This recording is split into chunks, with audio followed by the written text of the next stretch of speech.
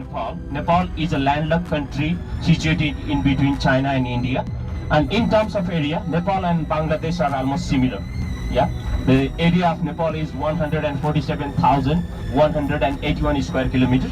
Near about 30 million people live in Nepal, and among them 4 to 5 million people are living in Kathmandu. Kathmandu is our capital and it's our biggest city.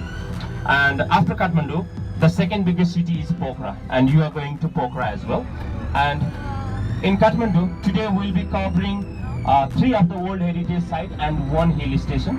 We're going to Swayambhunath Stupa, which is the tallest, which is situated on a small hill from where we can have a good view of the city. And there are a lot of monkeys over there, so you have to be careful. And it is also called the Monkey Temple. It was named by a foreigner, but in fact it's not a temple. It is a religious site of Hindu Buddhist people, and they call it a stupa. And the history of Swayambhunath is older than the history of Kathmandu city. Yeah. And after that we'll go to another Buddhist stupa called Boudhanath, which is the tallest stupa in the world. It is 108 feet from top to bottom. And from there we will go to a historical city called Bhaktapur. Bhaktapur literally is made up of 2 words, Bhakta, which means devotee, and Pur means the city. It's a city of devotees, and it's a lovely city. We will see the temples and palace from as early as the 8th century. And at the end of the day, we will go to a hill station called Nagarkot, which is on the eastern side of Kathmandu, and it is a very tall hill, which is almost 2,300 meters above sea level, and from there we can have a good view of mountains. And I'll be with you for almost your entire trip, and you can ask me anything that you want to know about Nepal and the cities over here. And Nepal is a land of diversity. More than 100 ethnic communities live over here. More than 100 languages are spoken over here. And the main language spoken is Nepali. Everybody understands and speaks Nepali here. And because of the influence of Indian movies, Bollywood, everybody here understands Hindi, and many of them can speak it as well. And Nepal used to be a Hindu state before 2008. After 2008, Nepal has become a secular state. But even though more than 80% Nepalese are Hindu, near about 10% are Buddhist, and near about 10% are mix-up of various religions. Near about 2.5% people in Nepal are Muslim as well. Generally, if we travel to the southwestern part of Nepal, there are a lot of Muslims living over there. And even in Kathmandu, a big population of Muslim people are living there. A lot of big businesses are run by them. And in Friday, if you go to the core city, it would be full of Muslim people. They are returning back from the prayer. There are 2 big mosques. One is called the Saudi Mosque and one is called the Jame Mosque. And Fridays are overcrowded on that.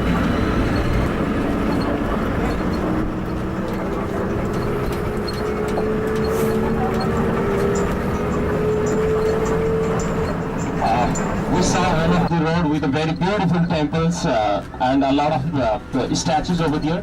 There were 365 steps over there, but we are going from the easier side. From there we'll be walking near about 130 steps and we will reach the top. Yeah. And to enter here you have to pay an entry fee of ₹50 each. And once again, to remind you, there are a lot of monkeys here. So if you have food items in your bag, better leave it in the bus.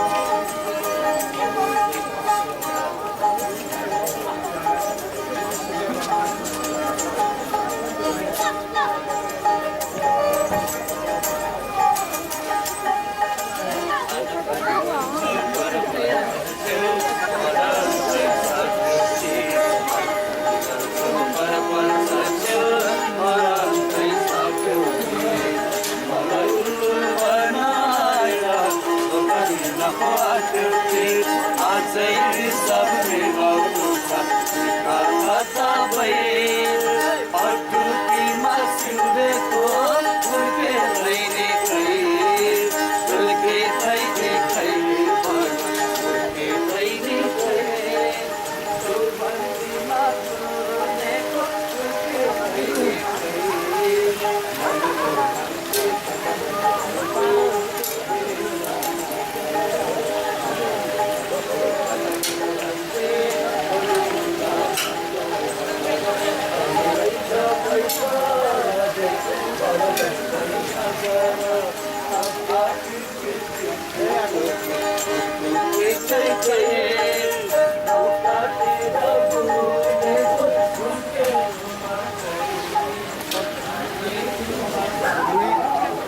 ভিতরে ফেলতে পারলে মনের ব্যবসা পূরণ হবে, না ফেলতে পারলে মনের ব্যবসা পূরণ হবে না।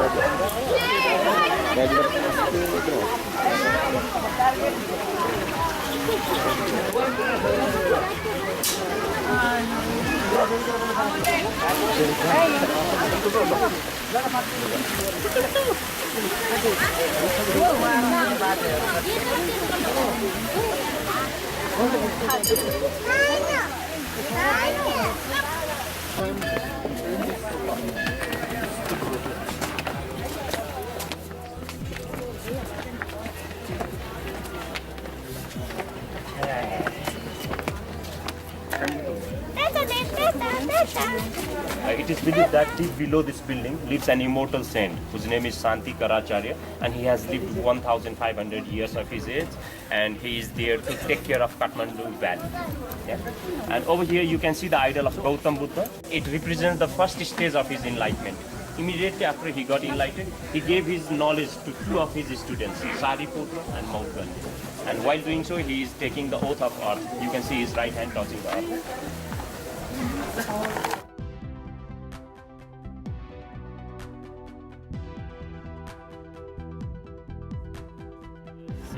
First element temple called the Sky Element Temple, and over here you can see a colorful stone with the face of God over there. This stone is called Agnipur, This stone is like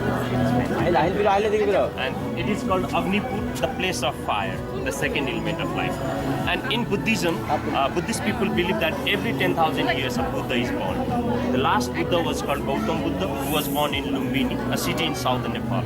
And before 10,000 years before the birth of Gautam Buddha, there was another Buddha called Dipankar Buddha. We will see his idol on the corner over there. And on this area, you will see a lot of structures like this. They are called chaityas. You will see, a lot of them over there. They were made on memory of somebody who had passed away, not just as an offering.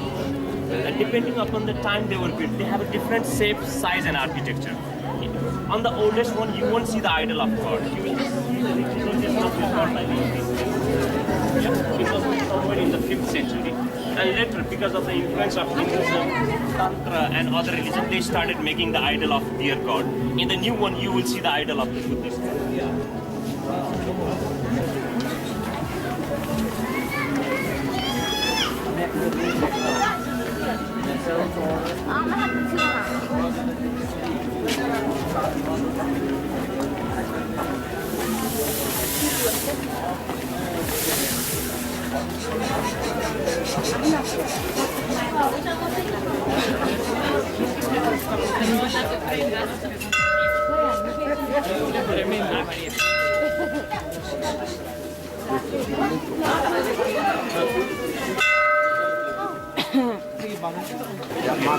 You can see a golden temple over here. This is a Nepali style temple. This sort of architecture is called pagoda architecture.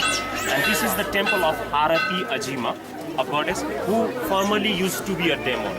She had 100 children and she used to kill the children of the city people and eat the flesh. But these days she is worshipped for children's help. She was transformed into goddess from demon by Gautam Buddha. Once, when city people were very afraid of her, they went to complain Gautam Buddha regarding the killing of their children. And Gautam Buddha, who taught the children? What's the name of this temple? Harati Ajima.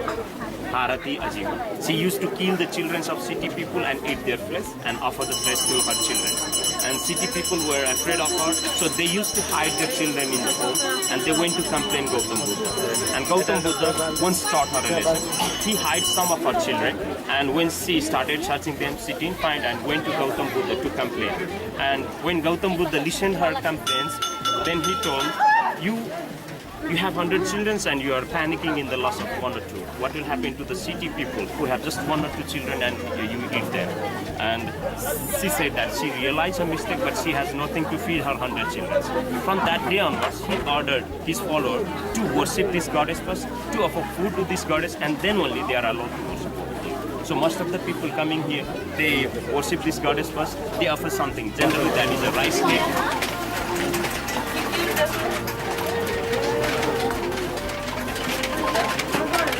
you can see a red small temple over there. This temple is called Basupu, which means the place of the earth element. Yeah. And over there you can see a white temple that is called Bayupur, which is the wind element temple. Yeah, we saw all the 5 elements temple over here. Now I'll be telling you about the main stupa. The name of this stupa is Swayambhunath, which is made of Sanskrit word. Swayam meaning self and Bhu means existed or created. It is believed that nobody created it, it was self-existent. Yeah. And more than 2000 years ago, Kathmandu was not a city, it was a lake. And on this portion in the lake, there used to be a very big lotus. Historians have defined this lotus as a very big lotus with 10,000 petals and a special blue light coming out of it. And because of that blue light, the whole Kathmandu lake was illuminated. And a lot of people from India, China and Tibet used to come and worship here on boat. And there was a person called Manjusri who was an enlightened guy. He came over here, he worshipped the lotus and he understood the importance of the lake and a probable city hidden below the lake. He caught a gorge on southern part of Kathmandu. From there all the water went out and Kathmandu was livable city. And on this portion there was the hill, and to protect the lotus from the people of future, to protect the lotus from we people, he made a white dome. And other constructions were done later. If you look at this stupa, you will see a very big white dome with 9 golden temples on its base. 5 of them belong to the 5 meditating Buddha, whose idol are up in the pentagonal structure over here. And this is the unique feature of this stupa. You won't find such a structure in any other stupa around the world. And 4 of them have female counterparts, so there are 9 temples in total. If you look above the dome, you will see a cubicle with Buddha eyes on every side.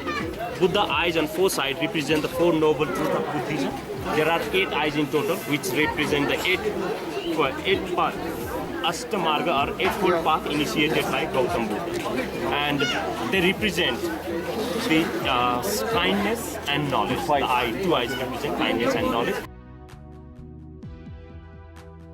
And in between the eyes, you will see a point-like structure, and Buddhist people define it as Tusita heaven or the Buddhist paradise. And below the eyes, you will see a nose which looks more or less like a question mark, which asks people to be curious, to be in search of knowledge on this. And above that, you will see a pentagonal structure with 5 meditating Buddhas on it. It is the unique feature of this stupa. Behind that, you will see 13 circular steps. They represent the steps a person has to follow to reach the state of enlightenment. And on the top you can see a pinnacle which is decorated beautifully with gold. And a lot of rich Buddhist people and a lot of rich Buddhist society have donated a lot of money.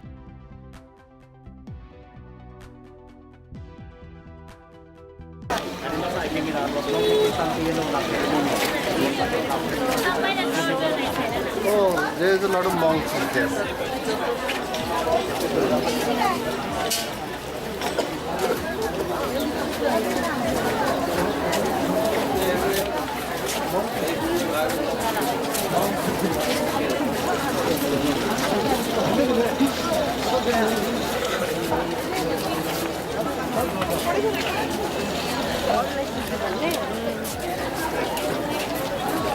Okay, this stupa was built almost 2000 years ago. It was built by a poultry farmer lady.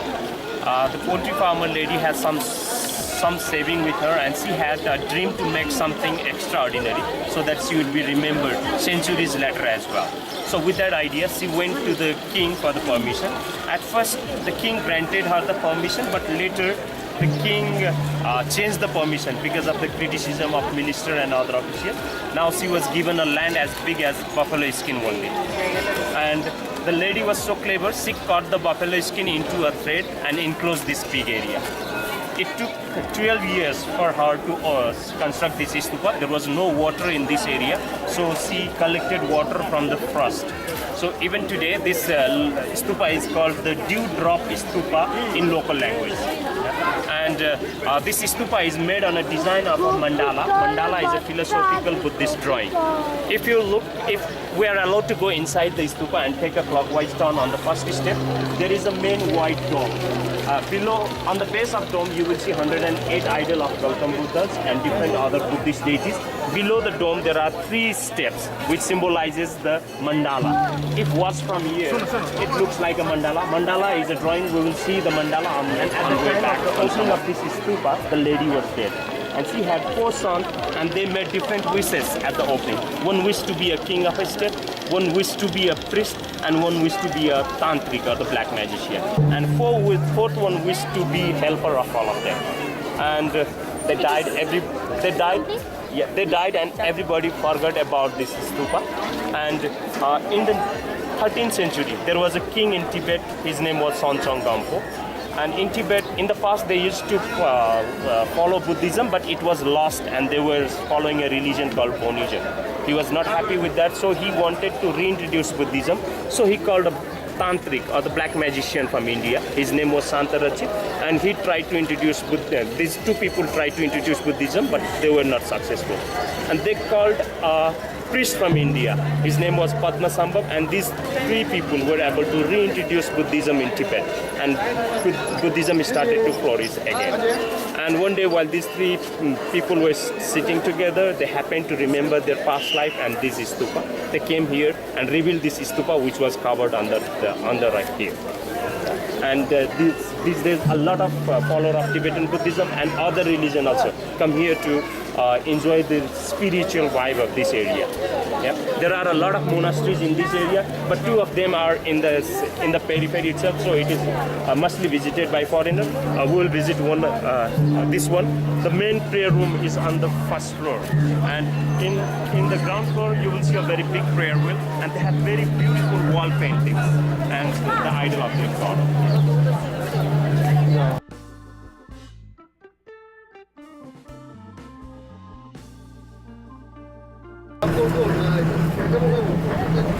Very